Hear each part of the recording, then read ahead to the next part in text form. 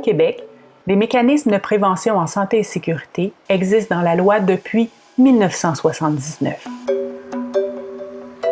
Depuis, là où la loi s'applique, syndiqués et employeurs ont travaillé ensemble pour réduire les risques à la source. Là où la loi s'applique, elle nous donne des moyens pour contraindre les employeurs et les obliger à rendre le travail plus sécuritaire. Pour plusieurs dizaines de milliers de métallos du secteur industriel, là où la loi s'applique, ça a fait une différence. Ça a sauvé des vies. Des accidents graves ont été évités. Mais justement, cet aspect de la loi ne s'applique pas partout. Ça s'applique juste à 12 % des travailleurs. Depuis 40 ans, on revendique de la vraie prévention pour tous. Depuis 40 ans, les gouvernements se traînent les pieds. Et ça continue. Avec le projet de loi 59, le gouvernement multiplie les reculs en pleine pandémie. Voici 10 de ces reculs. 1. Les travailleurs n'auront même plus leur mot à dire sur plusieurs éléments clés. La fréquence des réunions du comité de santé et sécurité, le choix du médecin, l'élaboration du programme de prévention. Les boss décideraient tout seuls. 2. Le boss n'aura plus l'obligation de fournir la liste des matières dangereuses et contaminants auxquelles sont exposés les travailleurs. 3. Là où la loi s'appliquait pour les mécanismes de prévention, le temps alloué à la prévention serait réduit, partout. Même qu'à certains endroits, les représentants des travailleurs n'auraient qu'une demi-heure par mois pour trouver les risques et les éliminer. Une demi-heure. Pire, un boss pourrait choisir de créer un seul comité de santé et sécurité pour toutes ces usines, pour tous les milieux de travail, avec un seul représentant des travailleurs à la prévention. C'est pas sérieux.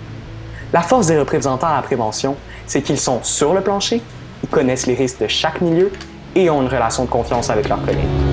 4. Dans le projet de loi 59, le gouvernement évalue les exigences de prévention à avoir dans un milieu de travail en fonction de ce que ça coûte en indemnisation à l'employeur. Cette méthode de calcul dénature le principe même de la prévention. Elle réduit la prévention là où elle apporte des fruits. Elle ne tient pas compte des réclamations refusées et de tous ceux qui se retrouvent sur les assurances privées. Elle incite les boss à contester encore plus les réclamations pour réduire leurs exigences en prévention. Ça va faire encore plus de piastres aux gros cabinets d'avocats et à toute l'industrie de la contestation. Tout ça sur le dos des travailleurs blessés ou accidentés. 5. Les femmes enceintes vont avoir plus de difficultés à obtenir un retrait préventif si leur santé ou celle de leur bébé est menacée. Le médecin n'aura plus toute la marge de manœuvre pour les prescrire. Il devra s'en remettre à un protocole ou encore au médecin de l'employeur. 6. Ça va être encore plus difficile de faire reconnaître certaines maladies professionnelles comme la surdité ou encore des cancers. La loi établit des critères stricts et tous ceux qui ne rentrent pas dans les petites cases vont tomber entre les mailles du filet. 7. Les médecins et les travailleurs n'auront plus toujours le dernier mot sur les traitements. C'est bien dommage, mais si la loi dit qu'après X semaines, ton dos est guéri ou que tu as eu assez de physio... C'est ton problème si ça fait encore mal. 8. La CNESST va pouvoir forcer des travailleurs à retourner au travail avant même d'être allés au bout du processus de guérison. Quitte à mettre en péril leur santé à long terme.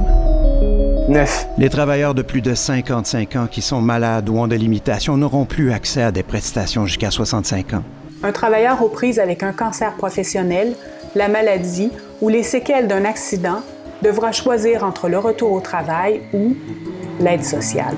10. Le projet de loi 59 nivelle par le bas. En réduisant la prévention, En donnant carte blanche au patron, en coupant dans l'indemnisation des travailleurs et travailleuses. On veut un vrai travail de fond pour réduire les risques dans tous les milieux de travail.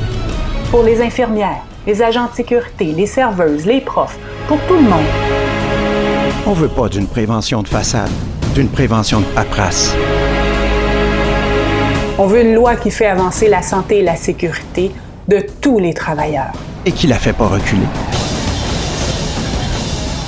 Tel que présenté, Le projet de loi 59, ça ne passe pas. La santé et sécurité à rabais, ça met tout le monde en danger.